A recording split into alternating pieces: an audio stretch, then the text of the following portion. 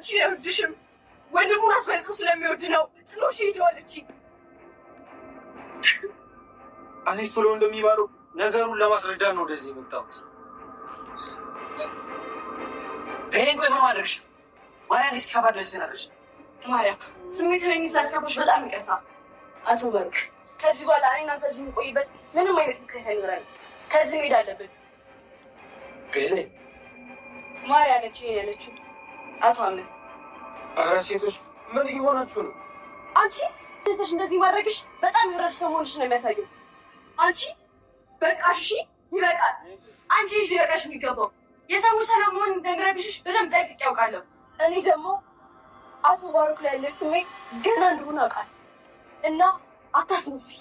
አንቺ የነገ ህይወት ትሆኛለሽ ብሎ ነው እንደዚህ እየለፋ ቤሌ።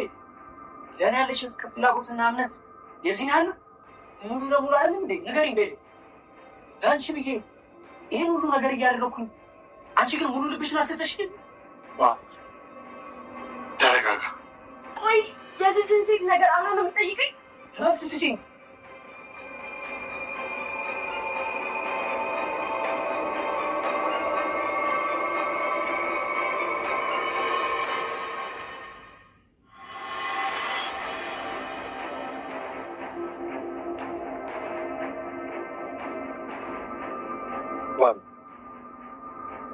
የምታደርገው ነገር አስተውል።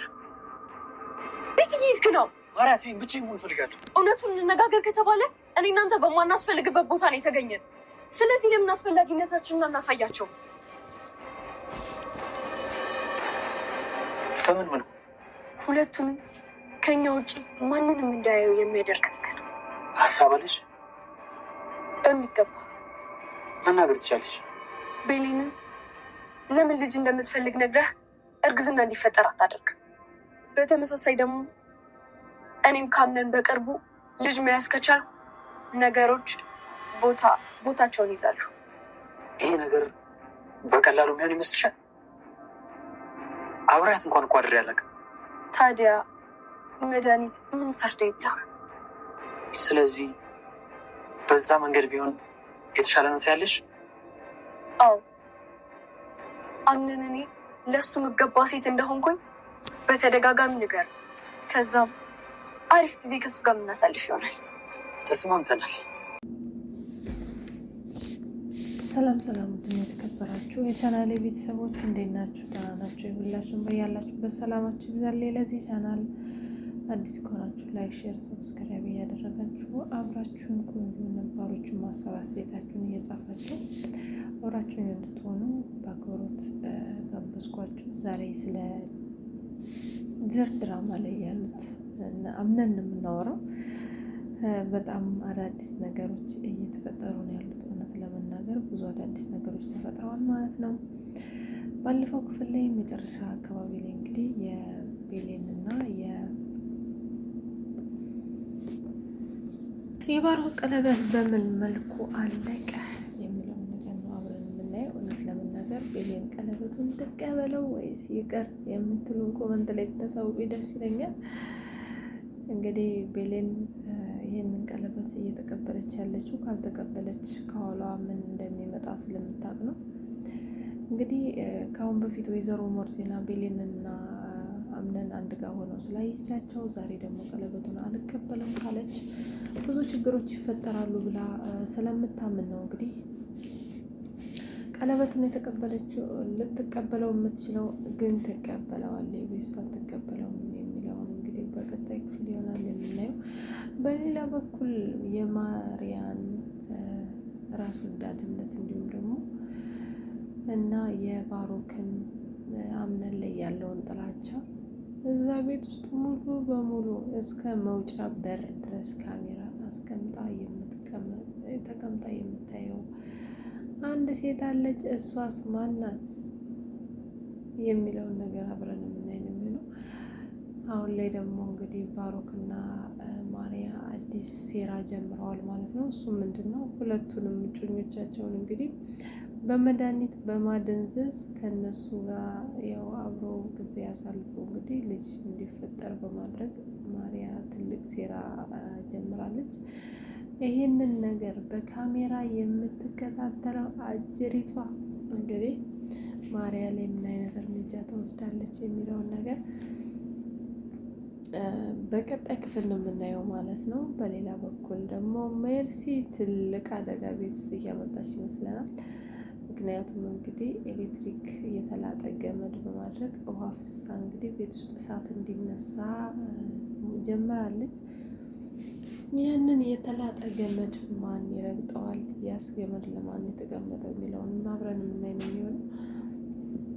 እንግዲህ ያ የተላጠ ገመድ የተቀመጠው አሁን ለመጣችው እንግዲህ ለወይዘሮ ሞርዚና ልጅ ነው ማለት ነው። እንግዲህ የወይዘሮ ሞርዚና ልጅ ሜርሲን ገና እንደመጣች ነበረ እየጠላቻት። ሜርሲም ያው እንዳያችሁት ልጅቷን ካላጫወሽ እያሉ እሷና ሴማ በጣም ልጅ የሚያደርገውን ነገር እያደረጉባት በጣም ተናዳ ነበረ ማለት ነው። ልጅቷንም የተወሰነ ሰዓት ካጫወተቻት በኋላ በቃ ደግሞኛል ስትል ልጅቷ ደግሞ አይ በጭራሽ ልታጫውችኝ ይገባል ያለበለዚያ እናቴን እጠራለሁ በማለት እንግዲህ እናቷን ጠርታ ሜርሲን እንድትደበደብ አድርጋታለች። ሜርሲም አናዷት ነው እንግዲህ በዚህ ነገር ስለተናደደች ነው ያንን አይነት አደጋ ለመፍጠር እየሞከረች ያለችው። በሌላ በኩል ወይዘሮ ዛህራስ ምን የምታደርግ ይመስላችኋል?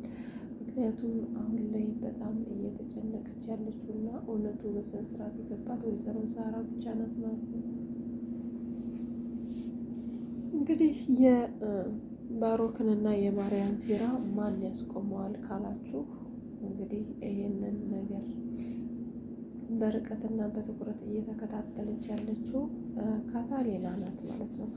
ካታሊና እንግዲህ አምነንን በጣም በተደጋጋሚ ጊዜ አምነን ዙሪያህን ተመልከት፣ ወዳጆቼ ናቸው፣ ለነሱ ስለምኖረው ለነሱ ምናምን የምትለውን ሰዎች እባክህን ዙሪያህን ተመልከት እያለች በተደጋጋሚ ጊዜ እየነገረችው ነበረ። እሱ ግን እባክሽን ካታሊና እንደዚህ ከምትይ እውነቱን ብትነግሪኝ ይሻለኛል እያለ በተደጋጋሚ ጊዜ እየጠየቃት ነበረ። እሷ ግን እንግዲህ ምን ብላ አከሌን ያንተ ጠላት ብላ ለመናገር አልደፈረችም። በሌላ በኩል እንግዲህ ባሮክና ማርያ ሴራቸውን እንግዲህ ለማጠናቀቅ ከሁሉም ጋር ሰላም መሆን እንዳለባቸው ተነጋግረዋል። እንግዲህ ባሮክም ያው ለማርያ አንዳንድ ቲፖች እየሰጣት ነበረ። እሱ ምንድን ነው ከቤሌን ጋር በጣም ሰላም አውርጂ፣ ሁሉም ጋር በጣም ሰላማዊ ሴት ለመሆን ሞክሪ፣ ቤሌንም ትላንትና የተናገርሻትን ይቅርታ ጠይቂያት በማለት ለማርያ እንግዲህ ጠቀም ያለ ቲፕ እንደሰጣት ይሰማዋል ማለት ነው። ማርያም እንግዲህ በጠዋት በመነሳት አምነንን ራሴን እኮ በጣም አሞኛል፣ አምነን ምን ሆኜ ነው ትለዋለች። ትላንትና እኮ ምን እንደተፈጠረ ራሱ አላውቅም፣ ያስቀየምኩት ሰው አለ እንዴ ትለዋለች ማለት ነው። አዎ ከቤሌን ጋር በጣም ተጣልታችሁ ነበረ እና በጣም የማይሆኑ ነገሮች ስትናገሪ ነበረ። ቤሌንን እንደውም ባሮክን እንደማትወደው እና ዝም ብላ እንደቀረበችው ሁሉ እየተናገርሽ ነበረ ይላታል ማለት ነው። ወይኔ እህቴ ቤሌን በደስታዋ ቀን እንደዚህ ማድረግ አልነበረብኝም፣ በቃ አሁን ሂጅ ይቅርታ ልጠይቃት ይገባል በማለት እንግዲህ አምነንም አስገርመዋለች ማለት ነው። እንግዲህ አምነንም ይቺ ልጅ እውነቷን ነው ወይስ ምን እያሰበች ነው ማለት በጣም ተገርሞ እሺ ሂጂና ጠይቂ በማለት ፈቅዶላታል። ያው ቤሌንም እንግዲህ የተፈጠረውን ነገር ለወይዘሮ ዛህራ እያወራችላት፣ ወይዘሮ ዛህራም እንግዲህ አይዞሽን የምጸልያለሁ ማድረግ ያለብሽንም ነገር ቀስ እያለን እንመካከራለን እያለች አብረው የተወሰነ ስራ እየተጋገዙ ነበረ ማለት ነው። እንግዲህ የዛን ጊዜ ነበረ ማርያ ወደ ኪችን በመሄድ ቤሌን ትላንትና አስቀየምኩሽ እንዴ? እኔ እኮ ትንሽ ስጠጣ የምናገረውንም ሆነውንም አላውቅም ትላታለች። ቤሌን ግን እኮ የጠጣሽ አትመስልም፣ ደግሞ ምንም አይነት መጠጥ አልጠጣሽ ነበረ፣ ራስሽ ነበርሽ እንደዛ እየተናገርሽ የነበርሽው ትላታለች። ማርያም ግን ተይ ቤሌን፣ እኔ ሳልጠጣም ብዬ እናገርሻለሁ፣ ደግሞ ደስታሽን ላበላሽ በጭራሽ አልፈልግም ነበረ ትላታለች። አይ ችግር የለውም የእውነት ተሆነ ትላታለች። ወይዘሮ ዛህራም በቃ ይቅርታ አድርጊላት፣ ጥፋቱን አውቆ ይቅርታ የሚጠይቅ ትልቅ ሰው ነው በማለት ታስታርቃቸዋለች ማለት ነው። አብረውም ስራውን ከሰሩ በኋላ ምሳቸውን ይበላሉ። እንግዲህ ይህንንም የተመለከተው ባሮክ እንግዲህ አምነን ሴቶቹ የት ሄደው ነው ዛሬ ቤቱ ጭር ብሏል ሲለው፣ አይ ማርያ ቤሌንን ይቅርታ መጠየቅ አለብኝ ብላ ወደ እሷ ጋር እየሄደች ነበር ይለዋል። ባሮክም እንግዲህ በህሊናው ይቺ ልጅ ጎበዝ እየሆነች ነው፣ ስራዋን ጀምራለች ማለት ነው በማለት እንግዲህ ከአምነን ጋር አብረው እንግዲህ ወጥተው ስራ ለመስራት ይማከራሉ ማለት ነው። ማርያም ስራውን ከጨረሰች በኋላ ቤሌን በቃ ወጣ ብለን እስኪ የሆነ ነገር ሾፕ ማድረግ አለብን በማለት ቤሌንን ይዛ ትወጣለች ማለት ነው። ቤሌንም ግን አይ ዛሬ ደክሞኛል፣ ትናንትና በጣም ቁጭ ስላላልኩኝ ዛሬ ማረፍ እፈልጋለሁ፣ ማረፍ ነው የምፈልገው ስላት፣ አይ በቃ ዛሬ መውጣት አለብን ደግሞ እንቆይም እኮ ቶሎ እንመለሳለን ስትላት፣ አይ በጭራሽ አይሆንም ካለቻት በኋላ ግን ማርያ በግድ ልታሳምናት ትችላለች። የዛን ጊዜም ሲወጡ እንግዲህ ወንዶቹ ጋርም ስለተገናኙ አይ በቃ እኛም እናደርሳችሁና ወደምንሄድበት እንሄዳለን በማለት እንግዲህ ቤሌንና ማርያ አብረው ወጥተዋል ማለት ነው። እንግዲህ ማርያ ምናልባት ውጭ ላይ የተለያዩ ነገሮች ልታደርግ ትችላለች ብለን እናስባለን። ያንን ነገርስ ምናልባት ቤሌን ከካሜራው ስለራቀች ባሮክ ውጭ ይዟት እንዳያድር ነው እንጂ ባሮክ ቤት ውስጥ ቤሌንን ምንም ማድረግ አይችልም ማለት ነው። ምክንያቱም አንደኛ በካሜራ የሚከታተለው ሰው አለ፣ ሁለተኛ ደግሞ አምነን ምንም አይነት ዋጋ ከፍሎም ቢሆን ቤሌንን ያድናታል ማለት ነው። እንግዲህ ባሮክም ሲል እንደሰማችሁት ከሆነ ቤሌንን ያለሷ ፍቃድ ምንም ነገር አላደርጋትም እያለ ነበረ። ነገር ግን ከማርያ ጋር ሲማከር የነበረው መድኃኒት ሰጠናቸው ከሁለቱም ልጅ እንፈጥራለን እያሉ ነበረ ማለት ነው። ያው ሁለቱም በጣም የማስመሰል ጥግ ላይ እንደደረሱ ያወቀችው እንግዲህ ወይዘሮ ዛህራ ብቻ ናት ማለት ነው። እንግዲህ ወይዘሮ ዛህራስ በዚህ ነገር ላይ ምን ታደርጋለች?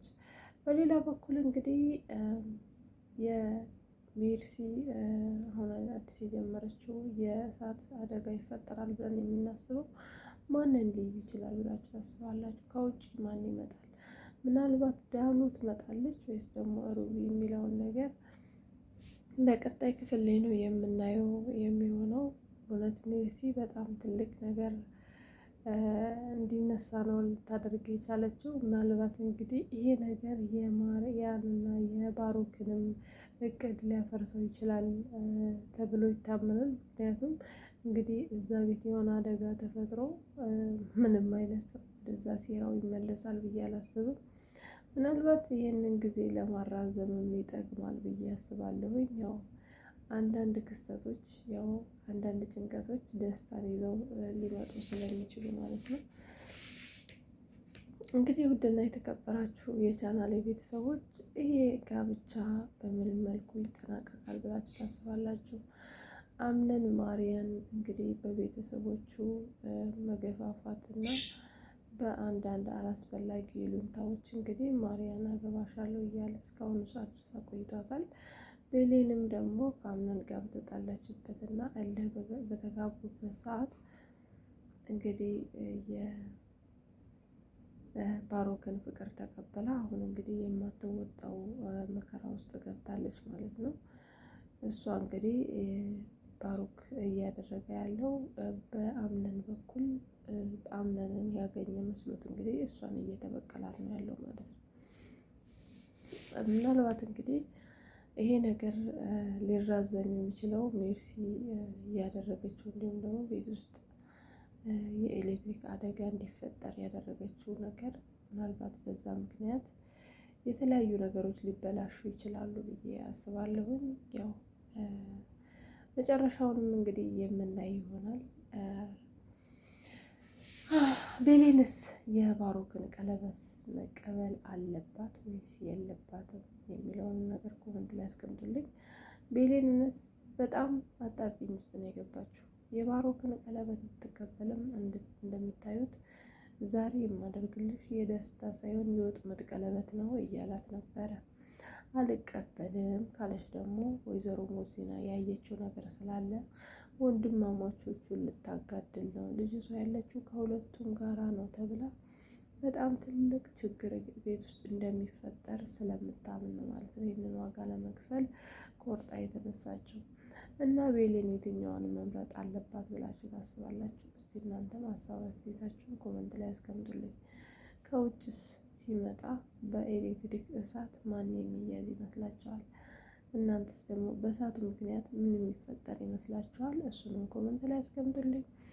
እና እንግዲህ አብራችሁኝ ስላላችሁ ስለምታበረታቱኝ በጣም ነው የማመሰግነው። ሰላም ሁኑልኝ።